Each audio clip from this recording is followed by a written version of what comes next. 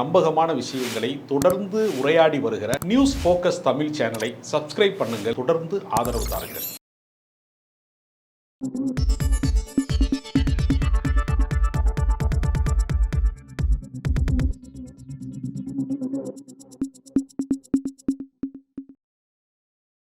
வணக்கம் சார்.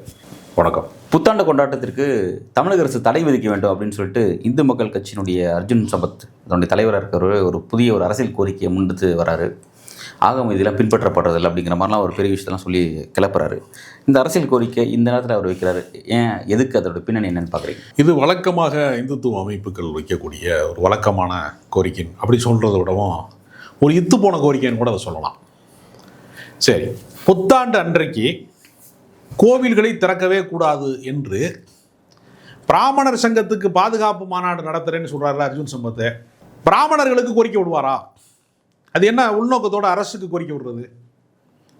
இதை யாரு, கோவில் நடை திறப்பது யாரு, கருவறைக்கு செல்வது யாரு, அர்ச்சனை செய்வது யாரு, எல்லாத்துக்குமான ஆட்கள் யாரு, கணபதி ஹோமம் நடத்துறவங்க யாரு, ஒவ்வொரு இடத்துலையும் போய் அதுக்கான எல்லா விசேஷங்களையும் நடத்துறவங்க யாரு? கோவில்களும் தமிழக அரசு கட்டுப்பாட்டு அறநிலையத்துறை கட்டுப்பாடு தான் இருக்கு. ஆமாங்க, அறநிலையத்துறை கட்டுப்பாடு அவங்க சுற்றுலா விடலாம்ல அப்படின்ட்டு. ஆமா, எத்தனையோ கோர்ட்டு சட்டம் போட்டாலும் அனைத்து சாதியினர் அர்ச்சகராகலாம்னு சொன்னாலும் நடைமுறையில் நாங்கள் தான் ஒசத்தி, நாங்கள் தான் கடவுளுக்கு அடுத்த இடத்துல இருக்கோம், எல்லா வேதங்களும் கடவுளுக்கு கட்டுப்பட்டது, ஆனால் கடவுளே பிராமணனுக்கு கட்டுப்பட்டவன்னு சொல்லக்கூடிய இடத்துல தானே அவங்க இருக்கிறாங்க.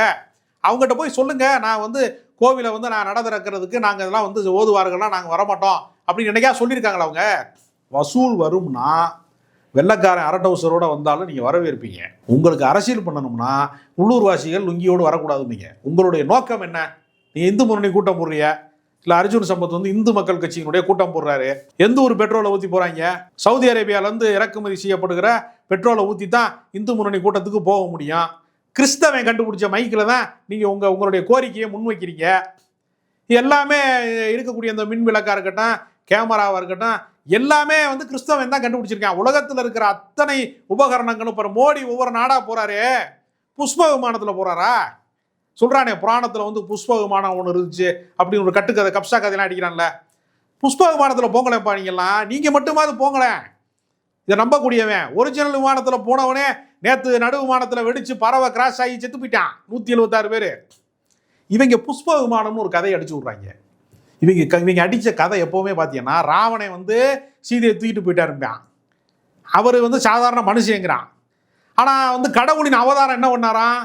பொண்டாட்டியை தேடுறவன் பாலம் கட்டிக்கிட்டு இருக்கானா, இன்ஜினியர் அவர். நம்ம கதை சொல்கிறேன். அவன் காலங்காலமாக இந்த பொய்களை தான் அவங்க ஒரு முதலீடாக வைத்து கொண்டிருக்கிறேன். நான் என்ன கேட்குறேன், இந்துக்கள் இதை ஏற்றுக்கொள்வார்களா? நான் கேட்குற கேள்வி ரொம்ப எளிமையானது. இது இஸ்லாமியர் பிரச்சனையோ, கிறிஸ்தவர்கள் பிரச்சனையோ, புத்த மதத்தை பின்பற்றுகிறவர்கள் பிரச்சனையோ, சீக்கியர் பிரச்சனையும் அல்லையில. ஆங்கில புத்தாண்டை கொண்டாடக்கூடாது என்று யாருக்கு நீங்க கட்டளை இல்லையா? அதை மட்டும் எனக்கு சொல்லுங்க. தமிழக அரசு கோரிக்கை வைக்கிறாங்க. ஏன் அங்கே வைக்கிறீங்கிறேன்? நீங்க இந்துக்களுக்காக வாழ்றவங்க, நீங்க அதுக்காக தானே இந்து மக்கள் கட்சி தானே நடத்துறியா? எல்லாருக்குமான தமிழ்நாடு மக்கள் கட்சி நடத்துறியா? இந்து மக்களுக்கு நடத்துறியா? நீங்க சொல்றத அவன் கேட்பானா? நீங்கள் சொல்கிறத கேட்குறதுக்கு ரெடியாக இருக்கானா? உடனே அந்த கொண்டாட்டமே இருக்கக்கூடாது. சரி, காலன்று எதை யூஸ் பண்ணுறாங்க? நீங்கள் கூட இப்போ இந்த பிராமணர் சங்க மாநாடு ஜனவரி 5ஆம் தேதி நடத்தப்படும். அது ஆங்கில புத்தாண்டு, ஆங்கில வருட பிறப்பில் இருந்தானே வருது. அப்போ காலன்று உங்களுக்கு ஏன் சொந்தமாக இல்லை? நாட்காட்டி கூட உங்களுக்கு சொந்தமாக இல்லை. இருக்கிய மார்கழி, சித்திரை, வைகாசி மாவுன்னு அது வச்சிருக்காங்க. அது புழக்கத்தில் இருக்கா? பலரும் பயன்படுத்துகிறாங்க. எப்போ பயன்படுத்துகிறாங்க? இப்போ உங்களுக்கு இன்னைக்கு மார்கழி எத்தனாம் தேதி உங்களுக்கு தெரியுமா? உங்களுக்கு இன்றைக்கி டேட்டு கேட்டால் நீங்கள் உடனே சொல்கிறீங்க. வாட்சில் பார்க்குறீங்க, உடனே செல்ஃபோனில் பார்க்குறீங்க. மார்கழி டீட்டெயில் நீங்கள் பார்க்குறீங்களா? நீங்கள் டெய்லி இது மார்கழி இன்றைக்கி இத்தனாம் தேதி அப்படின்னு நீங்கள் பார்க்குறீங்களா? இதெல்லாம் காலண்டரில் எக்ஸ்ட்ரா எழுதி வச்சுருக்கிறாங்க. நடைமுறையில் இது சாத்தியமா இல்லையா? நான் என்ன சொல்கிறேன், புத்தாண்டு கொண்டாட்டத்தை நான் கொண்டாடக்கூடாது, ஆகம விதிகளுக்கு எதிரானது. நான் தட்டில் தச்சனை வாங்க மாட்டேன்னு சொல்லியா பார்ப்பான்? நான் தட்டில் தச்சனை வாங்க மாட்டேன் சொல்லு பார்ப்போம். அது ஆகமம் அது எதுவும் ரிஸ்ட்ரிக்ஷன் பண்ணல. அது ஆகமம் யாசகம் வாங்குறதுக்கு அனுமதிக்கும், ஆனால் கொண்டாட்டத்தை அனுமதிக்காதா? சரி, நான் என்ன கேட்குறேன், உச்சி குடுமி பார்ப்பாங்க, எத்தனை பேர் இருக்காங்க? இப்போ கொண்டு வாங்க, பிராமண சங்கம் மாநாட்டு நடத்துறீல்ல. இப்போ ரங்கராஜ் பாண்டேன்னு ஒருத்தர் இருக்கிறாரு. பாண்டேன்கிற சாதி வெறி பிடித்த ஒரு பெயரை தன் பெயரினுடைய ஒட்டாக வைத்திருக்கிறார்ல, அவருக்கு ஏன் உச்சி குடுமி இல்லை? அவர் பிராமண எல்லா ஐதீகங்களையும் பின்பற்றணும் எல்லாரும் அப்படின்னு சொல்கிறார்ல. அவர் சொந்த வாழ்க்கையில் அசைவம் சாப்பிடுவார், எல்லாமே சாப்பிடுவார். அவருக்கு ஏன் உச்சி குடுமி இல்லை? அவர் ஒரு முன்னுதாரணமாக திகழணும்ல. அவர் போய் பிராமண சங்க மாநாட்டில எல்லாம் பேசுகிறாரு. நம்ம அவாவுக்கு வந்து பொண்ணு கொடுக்க மாட்டாங்க, எதுக்கு உச்சி குடுமி வச்சுருந்தா பொண்ணு கொடுக்க, யார் கொடுக்க மாட்டேங்கிறாங்க? தலித்துக்கள் கொடுக்க மாட்டேங்கிறாங்களா? செட்டியார் வீட்டில் கொடுக்க மாட்டேங்கிறாங்களா? இல்லை தேவர் வீட்டில் கொடுக்க மாட்டேங்கிறாங்களா? வன்னியர் வீட்டில் கொடுக்க மாட்டேன், பிராமண தான் கொடுக்க மாட்டேங்கிறான். அப்போ என்ன அர்த்தம்? நல்லா சம்பாத்தியம் பண்ணணும், உச்சி குடுமி இருந்தால் ஆகாது, நல்லா ஸ்டைலாக இருக்கணும், பிராமணன் கடல் கடக்கக்கூடாது. இது வந்து ஐதீகம். எதுக்கு அமெரிக்காவுக்கு போகிற, எதுக்கு கனடாவுக்கு போகிற, எதுக்கு ஐரோப்பா போகிற? உலகத்தில் இருக்கிற அத்தனை வளர்ந்த நாடுகள் அத்தனையிலையும் வந்து பிராமணர்கள் உயர் பொறுப்புகள் இருக்காங்களா இல்லையா? சரி, நம்ம மதம் வந்து ரொம்ப புனிதமானது. மூளையில் வந்து எத்தனையோ குழந்தைகளுக்கு வந்து சிறுமிகளுக்கு திருமணம் பண்ணி வச்சு 4 வயசு 5 வயசில் கல்யாணம் பண்ணி வச்சாங்க. எதுக்கு? வயசுக்கு வந்த முன்னாடி கல்யாணம் பண்ணால் வேற பக்கம் போயிருங்கிறதுக்காக அந்த காலத்தில் பெண்களை நம்பாத ஒரு மனநிலையிலிருந்து கல்யாணம் பண்ணி வச்சாங்க. இளம் விதவைகள் எண்ணிக்கை அதிகமாக இருந்துச்சு. அந்த பெண்களுக்கு வந்து மொட்டையை போட்டு மூளையில் உட்கார வச்சுருந்தேன். அதுக்கு பேர் மொட்டை பாப்பாத்தி. மொட்டை பாப்பாத்திங்கிற சொல்ல நான் பயன்படுத்தலை. பொன்னியின் செல்வன் எழுதின கல்கி எழுதியிருக்கிறாரு. எவ்வளோ பெரிய அக்கிரமம்டா இந்த சமுதாயத்தில் அப்படின்னு கல்கி கதை எழுதியிருக்கிறாரு. ஒரு பெண்ணை வந்து மூளையில் முடக்குவதற்கு வெள்ளச்சாலை கொடுத்து மொட்டையை போட்டு ஒரு பொண்ணை வந்து மூளையில் முடக்குவதற்கு உங்களுக்கு யாரா அதிகாரம் கொடுத்தது அப்படின்னு நான் கேட்கல, கல்கி கேட்டிருக்கிறாரு. கல்கி கிருஷ்ணமூர்த்தி அவர் கேட்டிருக்காரு, அவர் சிறுகதையர் கேட்டிருக்காரு. அவருடைய எழுத்தாற்றலின் வழியாக கேள்வி எழுப்பியிருக்கிறார் இந்த சமூகத்தில். மொட்டை பாப்பாத்தியை ஒழிச்சது யாரு? பிராமண சங்கம் ஒழிச்சிச்சா? இல்லை திராவிட இயக்கம் ஒழிச்சிச்சா? யார் ஒழிச்சா?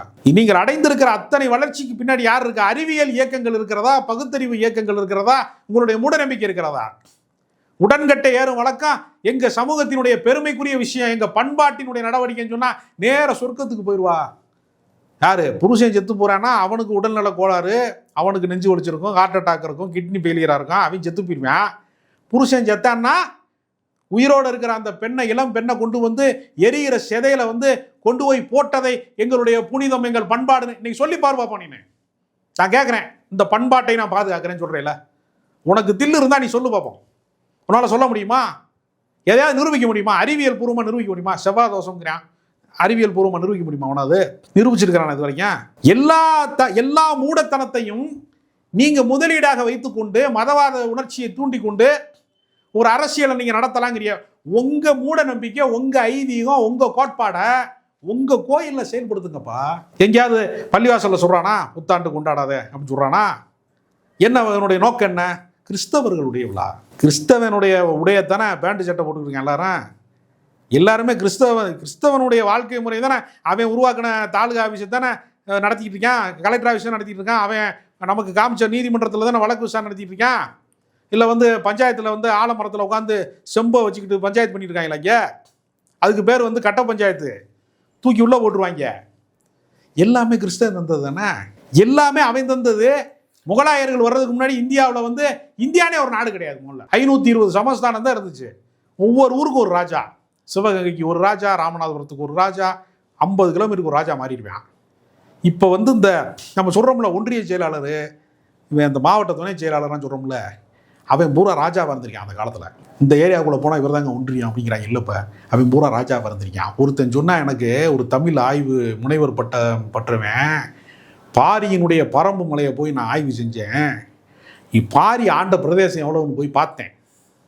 இன்னைக்கு இருக்கக்கூடிய ஜனநாயக முறைப்படி பார்த்தா அது ஒரு கிராம பஞ்சாயத்து போடுங்கிறான். அப்போ பாரி இன்னைக்கு ஜனநாயகத்தில் இருந்திருந்தா, பாரி வள்ளல் பஞ்சாயத்து போர்டு பிரசிடென்ட். இதுதான் இவங்க வரலாறு. ரொம்ப பேர் வெளியில் ரொம்ப பீத்த பெருமையாக பேசுவாங்க தெரியுமா, பயங்கர பெருமிதமாக ஒன்று சொல்லுவாங்க தெரியுமா, புறநானூற்று வீரம் அப்படின்பான். என்னடா அப்படின்னு கேட்டால், மதுரைக்காரன் பூரா கிளம்பி போய் தஞ்சாவூர்காரன் அடிச்சிருக்காங்க. இவனுக்கு பேர் பாண்டியர். பாண்டியர்கள் பூரா படையெடுத்து போய் இங்கே இருக்க ஆடு மாடை பூரா இங்கே இருக்க பொம்பளையும் சேர்த்து ஓட்டிட்டு வந்துருவாங்களாம். தஞ்சாவூர்காரங்கள போய் தஞ்சாவூர்காரன் அடிச்சிருக்காங்க. தஞ்சாவூர்காரன் பூரா கிளம்பி போய் கோயம்புத்தூர்காரன் அடிச்சிருக்காங்க. சேரர்கள் அவங்க. இவன் அவனை அடிச்சது, அவன் இவன் அடிச்சு. சேரன் வந்து சோழன் அடித்தான், சோழன் பாண்டியன் அடித்தான்னு சொல்கிறாங்கல்ல, கேங்கு வார் இவங்க ஊரா. இவங்க அடிச்சுக்கிட்டு செத்த ரத்தம் இருக்குன்னு பாருங்க, அதில் கொட்டின ரத்தம் இருக்குல்ல, அன்னைக்கு சிகிச்சை கூட கிடையாது. இன்னைக்காவது ரத்தம் சிந்துனா அதை வந்து மருத்துவ முறையாவது இருக்குது. அன்னைக்கு ஒன்றுமே கிடையாது, இலை கொலையை வச்சு கட்டுவாங்க, அவ்வளோதானே, செத்து போயிடுவான் ஸ்பாட்டில். இதைத்தான் என் புறநானூற்று வீரங்கிறேன். பூரா பங்காளி சண்டை, அண்ணன் தம்பியெல்லாம் அடிச்சுக்கிட்டு செத்துருக்காங்க. இதையெல்லாம் நாகரிக உலகம் ஏற்குமா? பேசுறதுக்கு பெருமையாக இருக்கும். புறநானூற்று வீரம் நம்ம அண்ணன் சீமான் சொல்லுவாப்புல, இதில் வந்து மகாபாரத போரில் சீமான் நடிக்கிற கதையை பாருங்க. மகாபாரத போரில் நடந்திருக்கு. போர் நடக்கும்போது அந்த போர் வீரர்களுக்கு சோறாக்கி போட்டது ஊரா தமிழர்கள்ரா. சீமானை பொறுத்தவரை எங்கே போனாலும் சோறு ரொம்ப முக்கியம். ரொம்ப நாள் சோறு இல்லாமல் அலைஞ்சிருக்காப்புல சினிமாவில் தொடக்க நிலையில். Right, okay sir. இப்போ நம்ம சீமான் அதே கதையை தான் அர்ஜுன் சம்பத் சொல்கிறாப்புல. இல்லை சார், இப்போ நான் என்னன்னா, இப்போ நீங்கள் வந்து 2024 உட்காந்துக்கிட்டு புறநானூறு நடந்த காலம்னு சொல்லிட்டு வந்து ஒரு 1000 வருஷத்துக்கு பின்பு ஒரு 2000 வருஷத்துக்கு முன்னாடி நடந்த விஷயத்தை வந்து இன்றைக்கி வந்து விமர்சனம் பண்ணுறீங்க. அன்றைக்கி அந்தளவுக்கு வந்து ஒரு அறிவழியாக வாழ்ந்துருக்காங்க, மூட நம்பிக்கையில் வாழ்ந்துருக்காங்க, நீங்கள் விமர்சனம் பண்ணுறீங்க. இப்போ இன்றைக்கி இருந்து இன்னும் ஒரு 2000 வருஷத்துக்கு அதுக்கப்புறம் வர ஜென்ரேஷனு இன்றைக்கி நம்ம இருக்கிறத வந்து விமர்சனம் பண்ண தானே செய்வாங்க. இப்போ 2000 வருஷத்துக்கு முன்னாடி எனக்கு இப்படி இருந்திருக்காங்க, 2024 மக்கள் இப்படி வாழ்ந்துருக்கான்னு சொல்லி நம்ம லைஃப் ஸ்டைல் கண்டிப்பாக பண்ண சொல்லுவாங்கல்ல. அது இயல்பு தானே சார் அது.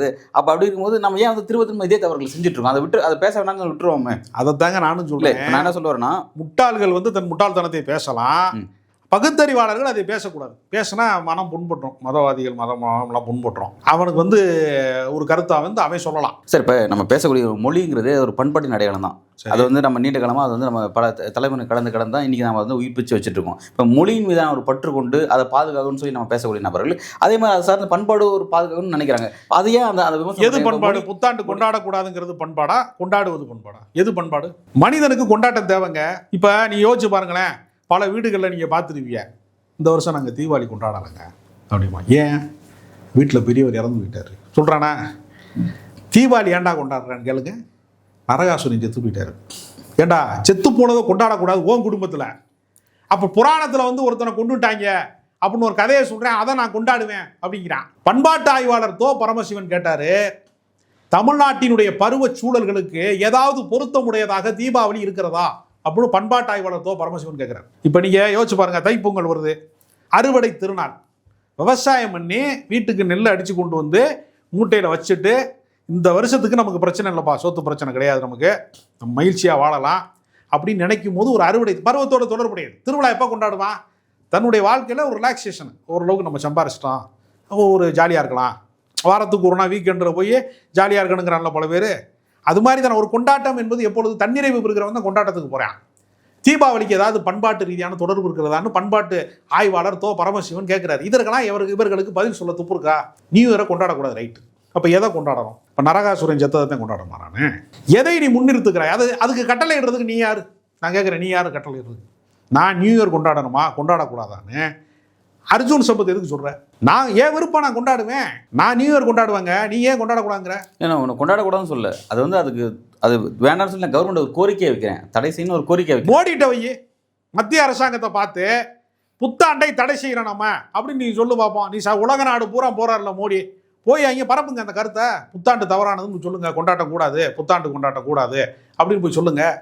உங்களுக்கு ஏன் வலிக்குதுன்னு கேட்குறேன். புத்தாண்டு கொண்டாடுறதுல உங்களுக்கு எந்த இடத்துல வலிக்குதுன்னு நான் கேட்குறேன். காதலர்துனா கொண்டாடக்கூடாது. ஏன் என்ன செய்யணும்? ஆணவ படுகொலையை ஆதரிக்கலாம். ஏன்னா ஒருத்தர் வெட்டிக்கிட்டு சாகுறாங்கல்ல சாதி ரீதியா, அது வந்து இந்து மதத்தோட எழுச்சிக்கு வந்து ரொம்ப உதவும், அந்த ரத்தத்தை வந்து சிந்துறது. அதெல்லாம் கொண்டாடலாம். காதலத்தை கொண்டாடக்கூடாது. ஏன்னா காதலிச்சாது ஜாதி அழிஞ்சிரும்ல, மதம் அழிஞ்சிரும்ல. அதை வச்சு தானே நாங்கள் பொழைச்சிக்கிட்டு இருக்கான். அது ஊருக்கு சொல்லி மத பிரச்சனையை தூண்டி விட்டுக்கிட்டு அவன் கிறிஸ்தவன், அவன் இஸ்லாமிய, அவன் நமக்கு எதிரி அப்படின்னு சொல்லித்தான் நாங்கள் பொழைச்சிக்கிட்டு இருக்கான். எங்கள் பொழப்புல மண்ணலி போட்டுறாது. ஏன்னா நீங்கள் புத்தாண்டு கொண்டாடுனீங்கன்னா எங்களுக்கு நாங்கள் வந்து மதவாத அரசியலே பண்ண முடியாது. அங்கே சர்ச்சிலையும் புத்தாண்டு கொண்டாடுறாங்க, இங்கே கோயில்லையும் கொண்டாடுறாங்கன்னா சர்ச்சை ஃபாலோ பண்ணுறாங்க கோயிலில். இந்த அர்த்தம் இப்போ இது போன்ற விஷயங்கள்லாம் கொண்டாடுறதுனால வந்து மதத்துக்கோ இல்லை இந்து மதத்துக்கோ என்ன விதமான பிரச்சனை வந்துருச்சு? அது அது அது சார்ந்த அரசியலுக்கு என்ன நல்ல வருமானம் வருது இல்லைங்க. புத்தாண்டுக்கு ஏன் வந்து நடராத்தில் வந்து ஆகம விதி கிடக்குது அப்படின்னு சொல்லிட்டு தூக்கி எதையாவது வீசிட்டு கோவில் அவன் திறக்கிறான்ல. என்னைக்காவது ராமகோபாலையும் வருஷம் உயிரோடு இருக்கிற வரைக்கும் சொன்னார், ஆகம வீதிக்கு ஆபத்து வந்துருச்சு, திறக்காதியடா கோயிலங்கிறாரு. ராமகோபாலையும் சொல்கிறத கேட்குறாங்களா? நம்ம கேட்குறது என்னன்னா, தென்கலையோ வடகலையோ யாரோ ஐயரோ ஐயங்காரோ யாராவது ஒருத்தன் இல்லையா, இப்போ நமக்கு இந்து மதத்தை காப்பாற்றுறதுக்காக பிறந்திருக்கிற ஒரு பெரிய ஆள் இவர் சொல்கிறாரியா கோயிலை திறக்கக்கூடாதியா சொல்லு பார்ப்போம். அப்போ கூட அவங்க விவரமாக என்ன செய்கிறாங்கன்னா, இந்த பழியை தூக்கி ஆகம விதிகளையே நான் மதிக்க மாட்டேன்னு சொல்லி கோவிலை திறக்கிற அந்த அர்ச்சகர்களாக இருக்கிறவன், பிராமணர்களாக இருக்கிறவங்க மேலே பழி சொல்லாமல் விவரமாக தமிழ்நாடு அரசுங்கிறாங்க பாருங்க. அதில் தான் அவங்க தந்திரம். எல்லா பழியையும் தூக்கி ஸ்டாலின் மேலே போடும். ஒரு கிறிஸ்துமஸ் விழாவில் போய் உதயநிதி பேசுகிறாரு, நீ கிறிஸ்தவன் சொன்னால் நானும் கிறிஸ்தவன் தாங்கிறாரு. உடனே பாத்தியலா அவர் கிறிஸ்தவன் சொல்லிட்டாருங்கிறான். என்ன கிடையாது, இப்போ பைபிள் படித்தவன் போகிறான் கிறிஸ்தவனா? அவங்க தான் பிரிண்ட் மீடியா நம்ம கொண்டு வந்துருக்குறாங்க. நமக்கெல்லாம் ஓலையில் எழுதி வச்சவங்க, நம்மெல்லாம் பண ஓலையில். நமக்கு திருக்குறள் என்கிற ஒரு சொத்து இன்னைக்கு உலகம் முழுக்க நம்ம கொண்டாடுறோமா இல்லையா? திருக்குறளை கொண்டாடுறோமா இல்லையா? பிரிண்ட் மீடியா இல்லைன்னா திருக்குறளை எப்படி பாதுகாப்பான்? ஓலையில் வச்சு பாதுகாக்க முடியுமா? அறிவியல் என்கிற ஒரு மிகப்பெரிய அபாரமான விஷயத்த நமக்கு கொண்டு வந்து சேர்த்தவன் பூராமே பிரிட்டிஷ்காரன் தான். அவன் இல்லைன்னா பிரிண்ட் மீடியா கிடையாது, அவன் இல்லைன்னா நம்ம இப்போ பேசிக்கிட்டு இருக்கிற மீடியா எதுவுமே கிடையாது. முட்டாளாக நம்ம வாழ்ந்துருப்போம். நம்ம பேசுறது உலகம் பூரா கேட்குது. இன்னைக்கு அறிவியல் சாதனத்தின் வழியாக தான் கேட்குது. பகவான் பேசி கேட்குமா? கடவுள் பேசுவார் எங்கேயாவது? இப்போ இந்த மாதிரி நீங்கள் சொல்லும்போது தான் இப்போ நம்ம முன்னோர்கள் முட்டாள்களா அப்படின்னு சொல்லி அதில் என்னங்க சந்தேகம்? முன்னோர்கள் கோவணம் கட்டிக்கிட்டு இருந்தாங்க, நான் ஜட்டி போட்டிருக்கேங்க. முன்னோர்களை விட நான் முன்னுக்கு வந்திருக்கேன், இதை ஒத்துக்கிறணும்ல. நீங்கள் டிஷர்ட் போட்டிருக்கிய, நீங்கள் ஏன் வந்து கோவணம் கட்டாமல் நீங்கள் ஏன் கோவணம் கட்டி வந்து உட்கார வேண்டியதானே? பண்பாடு தானே, நம்ம பண்பாடு தானே. ஏன் நீங்கள் எல்லாம் கோவணம் கட்ட மாட்டேங்கிறியா? ஏன் அர்ஜுன் சம்பத்தாவது கோவணம் கட்டலாம்ல? வெறும் கோவணத்தை கட்டிட்டு வெளியே வா. எதுக்கு வேட்டி சட்டைன்னு கேட்குறேன் நான். வேட்டி சட்டை யாரோட பண்பாடு? நீ கோவணத்தை கட்டு. முன்னோர்கள் வேட்டி சட்டை கட்டிட்டு தான் வெறும் கோவணத்துக்கு அப்புறம் அடுத்த கட்டமாக வந்து வேட்டி சட்டைலாம் வந்துட்டாங்க. சரி, அப்போ இளைஞர்கள்ட்ட பூரா சொல்லு கோவணம் கட்டனா இனிமேல் யாரும் ஜட்டி போடக்கூடாதுன்னு சொல்லு. என்னங்கட அறிவியலுக்கு எதிராக பேசுகிற முட்டாள்களை உலகம் ஏற்குமா? அதுதான் நான் கேட்க விரும்புகிறேன். சரி, ரைட், ஓகே சார். இப்போ அவர் தொடர்ச்சியாக வந்து பிராமணர்களுக்கு பாதுகாப்பு இல்லை, அவங்களுக்கான ஒரு பாதுகாப்பு சட்டம் ஏற்றப்படணும்னு சொல்கிறாரு. நீங்கள் சொல்கிற மாதிரி வந்து கோவிலில் ஆகமம் செய்யக்கூடிய அர்ச்சகர்கள், அந்த பிராமணர்கள், சாதாரண பிராமணர்கள், எல்லா பிராமணர்களுக்கும் சேர்த்து அவர் வந்து தொடர்ச்சியாக போராடுறாரு. இப்போ நீங்கள் அவரை வந்து இந்தளவுக்கு கிரிட்டிசைஸ் பண்ணுறீங்க. நீங்கள் சொல்கிறதுக்கு வந்து உங்களுடைய பிராமணர்களை உங்களுக்கு ஆதரவு தெரிவிக்க மாட்டேங்கிறான்னு நீங்கள் சொல்கிறீங்க. அப்படி இருக்கும்போது ஆனால் அவங்களோட பாதுகாப்பு தான் இவர் தொடர்ச்சி அரசியல் செய்கிறார். அவங்களோட பாதுகாப்பு, அவங்களோட தேவைக்கு தான் அரசியல் செய்கிறார். ஏன் வந்து அவங்களுடைய அந்த பிராமணர்களே அவரால் வென்றெடுக்க முடியல? ஏன் வந்து இந்த சிக்கல் இருந்துகிட்டே இருக்கு? அது எப்படி? அதுங்க, அர்ஜுன் சம்பத்து மகா பெரியவாவை பார்க்க போகிறாரு. தரையில் தான் உட்காரணும். தரையில் தானே உட்காரணும். சமமாக உட்கார முடியுமா? எச் ராஜா போகிறாரு. எச் ராஜாவுக்கான சீட்டு என்ன, அர்ஜுன் சம்பத்துக்கான சீட்டு என்ன? அதுலேயே ஆரிய திராவிட அரசியல். ஒரே வழக்கு, வருமானத்துக்கு அதிகமாக சொத்து சேர்த்த வழக்கு. A1 ஜெயலலிதா குற்றவாளின்னு தீர்ப்பு சொன்னாங்க கோர்ட்டில். A1 வந்து யாருமே விமர்சிக்க மாட்டேங்கிறான். அது பேரில் ரயில்வே ஸ்டேஷன் இருக்குது, எல்லாமே இருக்குது. A2 வந்து என்ன சொல்கிறான்னா, நான் பிராமின் வந்துருச்சு சசிகலா அம்மையார், அதை வந்து ஊழலுக்கு அடையாளம்ங்கிறான். குருமூர்த்தியிலேருந்து அத்தனை பேருமே பேசுகிறாங்க. அப்போ இவங்களுக்கு ஆரிய திராவிட வித்தியாசம் இருக்குது. பிராமணர்களுக்கு அடியால் வேலை பார்ப்பவர் தான் அர்ஜுன் சம்பத்தை தவிர, உங்கள் வீட்டு வாசலில் ஒருத்தர் செக்யூரிட்டியாக இருக்கிறதுனாலயே அந்த வீட்டுக்கு நீங்கள் ஓனர் ஆக முடியாது. கால் செருப்பை கலட்டிட்டு தான் உள்ளே போகணும். ஒவ்வொருத்தருக்கும் ஒரு இடம் இருக்குது. அர்ஜுன் சம்பத்தின் இடம் எது என்று பிராமணர்கள் ஏற்கனவே தீர்மானிச்சு வச்சுருக்காங்க. அவராக சொல்லிக்கிறார், நான் பிராமணரை பாதுகாக்கிறேன் அப்படின்னு சொல்கிறாரு. நீ என்ன வேணாலும் சொல்லிக்கங்க, உங்களின் இடம் எது என்று அவர்களுக்கு தெரியும். ஆனால் இப்போ இன்னொரு விஷயம் சொல்லப்படுது சார். இப்போ தமிழ்நாட்டில் குறிப்பாக வந்து திராவிட ஆட்சி இருக்கக்கூடிய இந்த பகுதியில் வந்து பார்த்தீங்கன்னா வந்து பிராமணர்களுக்கு பாதுகாப்பு இல்லை. நான் பிராமின் மூவ்மெண்ட் எமர்ஜானத்துக்கு பிறகு வந்து பிராமணர்களுக்கு இதுக்கு ஏதாவது ஆதாரம் இருக்கா? இந்த பொய்க்கு ஏதாவது ஆதாரம் இருக்கிறதா? பிராமணர்களுக்கு பாதுகாப்பே இல்லைன்னு சொல்வதற்கான ஆதாரம் இருக்கிறதா? என்றைக்காவது சேரிகள் கொளுத்தப்படுகிறது, மக்கள் குடியிருப்பு கொளுத்தப்படுகிறது, என்றைக்காவது அக்கரகாரம் தீப்பிடித்து எரிவதாக கேள்விப்பட்டிருக்கலாம்? அக்கரகாரம் வணங்கப்படுகிறதுங்க. சாமிங்கிறான். ஹோட்டலில் வேலை பார்த்தா கூட சாமி அப்படின்னு கும்பிடுவான். அவர்களுக்கு தான் பாதுகாப்பு அதிகம். பாதிக்கப்பட்டவன் பட்டியல் இனத்தை சேர்ந்தவனுக்கு தான் ஆணவ படுகொலை செய்கிறான், தண்டவாளத்தில் வெட்டி கொண்டு போடுறான். பட்டியலின மக்களுக்கு பாதுகாப்பு இல்லை, சிறுபான்மை மக்களுக்கு பாதுகாப்பு இல்லை. எத்தனையோ பேரை வந்து மிக கொடூரமான முறையில் கொலை செஞ்சுருக்கிறாங்க. மாட்டுக்கறி வச்சுருந்தாருன்னு சந்தேகத்தின் பேர்லேயே ஒரு சிறுவனை கொலை செய்திருக்கிறாங்க. ஆசிபாங்கிற பெண்ணை பாலியல் வன்புணர்வு செஞ்சு கொலை பண்ணியிருக்காங்க. எல்லாமே சிறுபான்மை மக்களை கொலை செஞ்சுருக்கான். கூட்டு பாலியல் வன்புணர்வு செஞ்சு பில்கிஸ் பானுவை கொண்டிருக்கான். எவனாவது பிராமணனை கொண்டிருக்காங்கன்னு சொல்லுங்க. பிராமணன் கொண்டிருக்கான். நாதராம் கோட்சேங்கிற ஒரு பார்ப்பனர் வந்து மகாத்மா காந்தி என்கிற இந்தியாவினுடைய தேச தந்தையை கூட கொலை பண்ணியிருக்கான். எங்காவது பார்ப்பனர்கள் மீது ஒரு வன்முறை ஏவப்பட்டதா? எங்காவது அவர்கள் மீது தூசி விடுவதற்காக யாராவது அனுமதிச்சிருக்காங்களா? நாதராம் கோட்சே வந்து தேச தந்தையை சுட்ட போது கூட பெரியார் சொல்றாரு, அவன் கையில் வைத்திருந்த துப்பாக்கி எப்படி ஒரு கருவியோ அது மாதிரி தான் அவன் ஒரு கருவி. அக்ரகாரத்தை கொடுத்துங்கன்னு பெரியார் பேசுனதே இல்லை. எங்கேயாவது ஆதாரம் கட்ட முடியுமா? வன்முறையை தூண்டியதே கிடையாது. பிராமணர்களுக்கு எதிராக இயக்கம் நடத்தியது தமிழ்நாடு மட்டும்தான். ஆனால் தமிழ்நாட்டில் ஒருபோதும் பிராமணர்கள் தாக்கப்பட்டதே கிடையாது. அப்புறம் எதுக்கு சார் அவங்க வந்து தங்களுக்கு பிசிஆர் ஆக்ட் வேணும்னு சொல்லி கேட்குறாங்க? அது போல எங்களுக்கு ஒரு பாதுகாப்புன்னு கேட்குறாங்க. எப்பொழுதுமே பாஜகவுடைய அரசியல் எப்போவுமே என்னன்னா, பட்டியலின மக்களை போல தங்களை வந்து அவங்க. அப்போ நான் என்ன சொல்றேன்னா, நீ அக்ரகாரம், நீ பெரிய பெரிய இடங்கள்ல எல்லாம் இருக்கல, அதெல்லாம் நீ வெளியே இரு. பிசிஆர் கொடுப்போம், சேரிக்கு கொடுத்துருவோம். சாக்கடை ஓரத்தில் குடிசை போட்டிருக்கான்ல, சேரி மக்கள் எத்தனை பட்டியலின மக்கள் வந்து பாதிக்கப்பட்ட மக்கள் இருக்காங்க, அவங்க இடத்துல போய் இவன் குடியிருந்தான்னா, வந்து தெருக்கூட்டுற வேலையெல்லாம் இவன் பார்த்தான்னா, இதெல்லாம் சுத்தப்படுத்துகிற வேலையெல்லாம் பார்த்தான்னா, நிச்சயமாக அவனை பட்டியலின மக்கள் பட்டியலில் சேர்த்துருவோம். அந்த வாழ்க்கை முறைக்கு அவங்க வரட்டும். வரும்போது நிச்சயமாக நம்ம பிசியாக இருக்குது, நம்ம எல்லாரும் நம்மளே போராடுவோம். இப்போ ஆனால் சார், இப்போ இன்னொரு விஷயம், இப்போ இதே மாதிரி இன்னொரு பிராமணர் பிரிவில் இருக்காங்க. அவங்க வந்து ஸ்டாலின் அவர்களை சந்தித்து சில கோரிக்கை மனுலாம் கொடுக்குறாங்க. அவங்க சொல்கிற விஷயத்தில் என்ன குறிப்பிட்றாங்கன்னா, எங்களை வந்து சமூக ஊடகங்களை வந்து எங்களை வந்து ரொம்ப ட்ரோலாக பயன்படுத்துகிறாங்க, ரொம்ப கிரிட்டிசைஸ் பண்ணுறாங்க, எங்களுக்கான சரியான மதிப்பு கொடுக்க மாட்டேங்கிறாங்க, எங்களை வந்து இழிவாக கிண்டல் பண்ணுறது, நக்கல் நையாண்டி பண்ணுறங்கிற போக்கு வந்து இங்கே ரொம்ப அதிகமாகவே இருக்குது. அதை வந்து கண்ட்ரோல் பண்ணணும் அப்படிங்கிற மாதிரி ஒரு விஷயத்தை வலியுறுத்துறாங்க. இப்போ அது எப்படி நீங்கள் பார்க்குறீங்க? அது ஒரு வகையில் அவங்கள வந்து அச்சுறுத்த, நீங்கள் வன்முறையோ அவங்க மீதான தாக்குதல் எதுவுமே இல்லைங்கிறீங்க, அதாவது ஃபிசிக்கல் டேமேஜ் எதுவும் இல்லை, பட் மென்டலி டேமேஜாக இந்த மாதிரியான விஷயங்கள் வந்து ஏற்படுத்துறாங்க அப்படிங்கிற ஒரு விஷயத்தை முன்வைக்கப்படுது. அது எப்படி நீங்கள் பார்க்குறீங்க? அப்படி அவர்கள் அதை பெருமிதமாக தானே கருதுறாங்க. அவங்க பிராமணராக இருப்பாங்க. இதுக்கு வந்து அது தமிழ் சினிமாவிலங்க யாருமே ஜாதி பேரை போட்டுக் கொள்வது கிடையாது இல்லையா? ஒருத்தன் பாட்டு போடுறான் சினிமாவில், அவன் வந்து நிறைய ஐயர்னு போட்டுக்கிறான். ஐயர், இந்த மாதிரி ஐயர் ஐயங்காருங்கிறதெல்லாம் பெருமிதமாக கருதுறான். பல ஊர்களில் பாருங்கள் ஐயங்கார் பேக்கரின்னு வச்சுருக்கான். இந்த ஜாதி அவமானத்துக்குரியதாக இருந்தால் ஐயங்கார் பேக்கரின்னு போடுவானா? இதுக்கு மட்டும் பதில் சொல்லுங்கள். பல இடங்களில் சொல்கிறான், நாங்கள் வந்து அவங்க தான் சுத்தபத்தமாக இருப்பாங்க, அவங்க நடத்துறது ரொம்ப சிறப்பாக இருக்கும் அப்படின்னு சொல்கிறான். எல்லா இடத்துலையுமே ஜாதியை வந்து அவர்கள் மறைத்துக் கொள்கிற இடத்தில் இருக்கிறார்களா, வெளிப்படுத்திக் கொள்கிற இடத்தில் இருக்கிறார்களா? எல்லா இடத்துலையும் பெருமிதப்படுறாங்க, நாங்கள்லாம் பிராமின்ஸ் சொல்கிறாங்க. எங்கேயாவது வந்து ஒரு தலித்தாக ஒடுக்கப்பட்டவன் நான் எங்கேயாவது பெருமிதமாக சொல்கிறானா என் ஜாதி இதுன்னு? அவர் வீட்டு கல்யாண பத்திரிகையில் எங்கேயாவது ஜாதி பேரை போட்டு அடிக்கிறானா? இல்லையே. இதுலேருந்து தெரியலையா யார் பாதிக்கப்பட்டவன்னு? இதெல்லாம் ஏமாத்து வேலை. 10% நீங்களே 3% தாண்டலை. ஆனால் 10% எல்லா வாய்ப்பையும் உயர்நீதிமன்றம், உச்ச நீதிமன்றம், எல்லா கலைத்துறை, ஊடகத்துறை, அத்தனை துறைகள்லையும் உங்களுடைய ஆதிக்கம் இருக்கும்.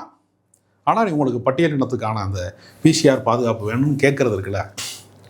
ஆற்றுல தண்ணியில் அடிச்சுட்டு போகிறவன் கத்துறது வேறங்க, கரையில் நிற்கிறவனும் கத்துறாங்கிறது எவ்வளோ வேடிக்கை பாருங்க. ஏன்டா நீ கத்துற நானும் கத்துறேன்டான்னா? வெள்ளத்தில் அடிச்சுட்டு போகிறவன் கத்துறாங்க, உயிருக்கு இப்போ ஆபத்தாக இருக்கிறவங்க கத்துறாங்க, கரையில் நிற்கிறவனுக்கு என்னங்க கேடு? அவன் எதுக்கு கத்துறன்னு நான் கேட்குறேன். இதெல்லாம் வந்து கேலி செய்கிற வேலை. அதனால் நமக்கு வந்து தனி மனித துவேஷங்களோ ஒரு சமூகத்தின் மீதான வெறுப்பு அரசியலோ நம்மளுக்கு கிடையாது. தந்தை பெரியாரே அதுக்கு தீர்வு சொல்கிறாரு. உங்கள் ஆதிக்கத்தை நீங்கள் கைவிட்டு விட்டால் உங்களோடு அன்பு பாராட்டுவதற்கு நாங்கள் தயாராக இருக்கிறோம். நீங்கள் உங்கள் ஆதிக்கத்தை கைவிடாதனால உங்கள் ஆதிக்கத்துக்கு எதிராக நம்ம போராடுறோம். அவ்வளோதானே, தனி மனித பகை கிடையாது. தமிழ்நாட்டில் ஒரு பொது புத்தியாக வந்து பிராமணர்களுக்கு எதிரான மென்டாலிட்டி சமூகத்துக்கு பதில் இல்லை அப்படிங்கிறதா நீங்கள் சொல்கிறீங்க. பிராமணர்களுக்கு எதிரான மனநிலைன்னா அவன் வீட்டுக்குள்ளே விட மாட்டான், நம்ம போனோம்னா தண்ணியை தெளிச்சு விட்டுருவான், மனிதனாக நடத்த மாட்டான் அப்படிங்கிற இடத்துல பொதுமக்களுக்கு கோபம் இருக்குது. அதை பெரியார் அறிவுறுத்தினால அவர் கூடுதல் அரசியல் விழிப்புணர்வு இருக்குது. அவ்வளோதானே தவிர பிராமணர்கள் மீது வெறுப்பு இருக்குன்னா அவன் வீடு கட்டினா அவனை கூட்டு வந்து நம்ம கணபதி ஹோமம் வச்சு தான் தொடங்குறான், கல்யாணம் பண்ணால் அவரை வச்சு நடத்துகிறான், சாவுனா அவரை வச்சு தான் நடத்துகிறான், எல்லாமே அவங்கள வச்சு தான் நடத்திட்டு இருக்கான். வெறுப்பு இருந்தால் அவங்கள வேணாம் நினச்சா தன்னுடைய வாழ்க்கையினுடைய நல்லது கெட்டது பேர் வைக்கிறது, கல்யாணம் காட்சி எல்லாத்துக்கும் காது குத்துற எல்லாத்துக்கும் அவனை கொண்டு வந்து தானே வைக்கிறான். அப்புறம் எப்படி வெறுப்பு இருக்குன்னு சொல்ல முடியும்? அதெல்லாம் கிடையவே கிடையாது. அதெல்லாம் அப்பட்டமான போய். பட் அவங்ககிட்ட இதுமான ஒரு கோரிக்கை ஒன்று இருக்குது, அப்பப்போ வலியுறுத்திட்டே இருக்காங்க. அதுக்காக தான் அந்த கேள்வியை கேட்டேன். நல்லது, ஓகே சார். இதை பற்றி உங்களுடைய பார்வைக்கு மிக்க நன்றி.